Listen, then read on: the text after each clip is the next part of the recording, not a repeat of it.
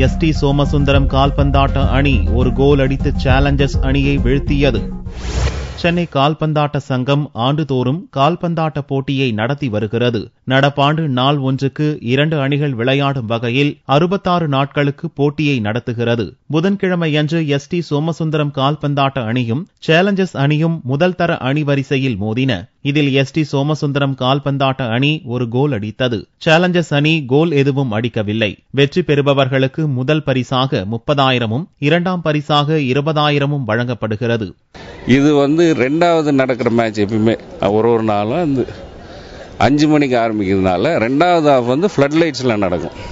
அது ஒரு அதாவது மாநில அளவு இல்லாமல் இது ஒரு சென்னை மாநகரத்தில் நம்ம இந்த மாதிரியான ஒரு ஆட்டம் ஃப்ளட் லைட்ஸில் எங்கேயுமே நடக்கிறதில்லை. இந்தியாவில் எங்கேயுமே கிடையாது.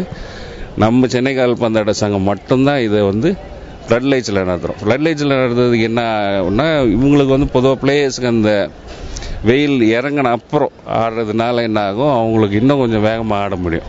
அதே மாதிரி இப்போ இந்த ஃபர்ஸ்ட் டிவிஷனில் டாப் வர 2 டீம் சீனியர் டிவிஷனுக்கு ப்ரொமோஷன் ஆகிடுவாங்க.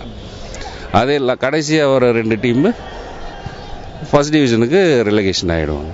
சீனியர் டிவிஷன் 12 பிரிவும், முதல் தர டிவிஷனில் 12 பிரிவும், 2ஆம் டிவிஷனில் 27 பிரிவும், 3ஆம் டிவிஷன் பிரிவில் 27 பிரிவும், 4ஆம் டிவிஷன் பிரிவில் 18 பிரிவும் உள்ளன. இதில் 3ஆம் டிவிஷன் பிரிவுக்கு போட்டிகள் நடந்து முடிந்துள்ளது.